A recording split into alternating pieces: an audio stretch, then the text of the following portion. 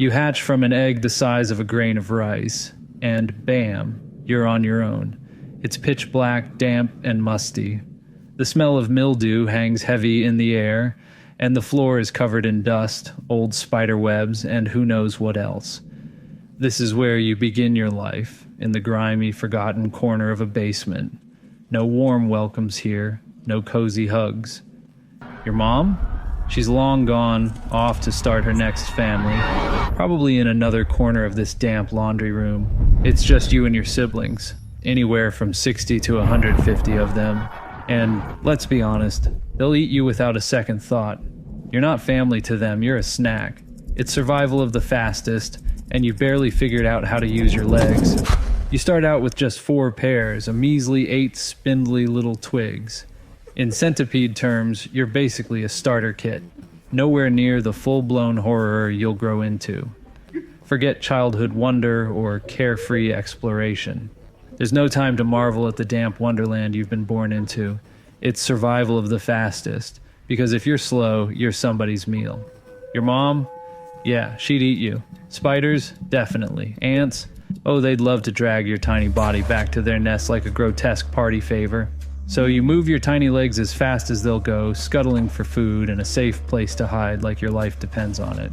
Because, spoiler alert, it does. No place to hide? You might as well be a jelly-filled donut at a police station, and let's face it, those odds aren't great. It's a dark, damp world out there, and you're just trying not to die in the first 5 minutes. When you're this small, your menu is basically the fast food dollar menu of the underworld. Forget about taking down the big prey like the adults. Your forcipules, the tiny modified legs by your mouth, might as well be toothpicks at this stage.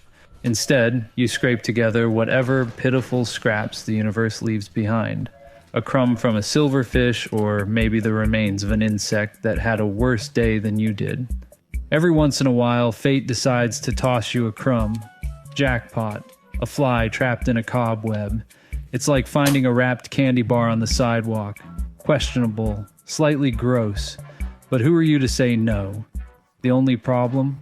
The spider's probably watching from the shadows, sharpening its 8 tiny knives and waiting for you to make a move. It's a high-stakes heist for a meal, but hey, that's life when you're a basement dweller. Everything around you seems like it's part of some twisted survival game. Spiders lurk in the shadows, ready to pounce. Ants march in intimidating, coordinated armies. One wrong move, and you could find yourself stuck in a sticky patch of dust or washed away by a leaky pipe strip. The basement isn't just your home, it's a battlefield. And let's not forget the light. Whenever someone turns on the basement light, it's like the sun exploding into your sensitive little world. You freeze for a second, trying to figure out if this is your moment of doom, then scurry into the nearest crack you can find. After some time and several meals, it happens. Your exoskeleton starts to feel tight. It's not painful, but it's definitely uncomfortable, like wearing leather pants to Thanksgiving dinner. So, what do? You molt. It's a messy process, and for a little while you're more vulnerable than ever. You've got no protection, no hard shell to keep you safe. All you can do is hole up and wait for your new exoskeleton to harden. When you emerge, you're a new centipede. Bigger, bolder, and with more legs to your name. That's right. You've leveled up. You're still a ways from being the nightmare-inducing adult-housed centipede that makes humans want to burn their entire residence down when they see you, but you're getting there. Each molt brings you closer to your ultimate form, and with every passing day you're sharpening your skills, learning how to survive in a world that seems determined to unalive you. Okay, so you're 3 molts in and no longer the size of a grain of rice. You've reached what can only be described as your juvenile stage. By now you're rocking 9 pairs of legs, give or take. And sometimes it's necessary to give, because in a pinch you can ditch a leg and regenerate it with the next molt. You've figured out this whole hunter thing too. Silverfish? Easy. Ants? Not a problem. The occasional spider? A bit risky, but worth the effort. You use your legs to lasso one, or sometimes more prey at a time, immobilizing the unlucky fellow by injecting him with venom from your forcipules, making dinner easier to manage. Life continues in this cycle. Hunt, molt, hide. It's year 3, and you are now an adult. Imagine the absolute horror the humans you live with would feel if they knew your lifespan. Maybe they wouldn't feel so disturbed by the idea of you if they knew how many pests you and your extended family have consumed. Oh, who are you kidding? There's no way a human would feel anything other than complete panic when seeing a disembodied mustache scurrying across the floor at 2 a.m. or any other hour for that matter. Your body is now around 1.5 inches long. Add 30 gangly legs and antennae so absurdly long they practically defy physics. You've doubled in size and maxed out the creep factor. This solidifies you as the creepiest Centipede on O Block. And these legs aren't just for speed. They're finely tuned vibration detectors, making you a blur of motion and chaos.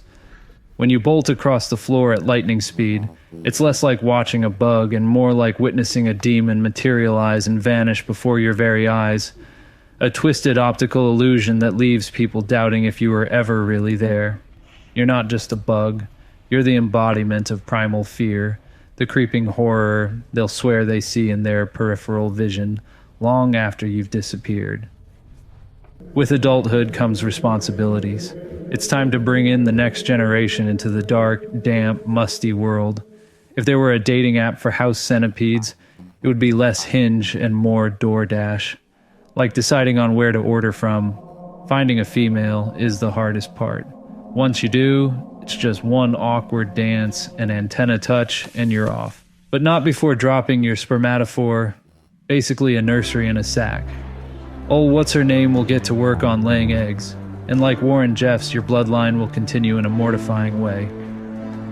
By year 7, you are tired. Somehow you've outlived most of your siblings, probably by eating a few of them.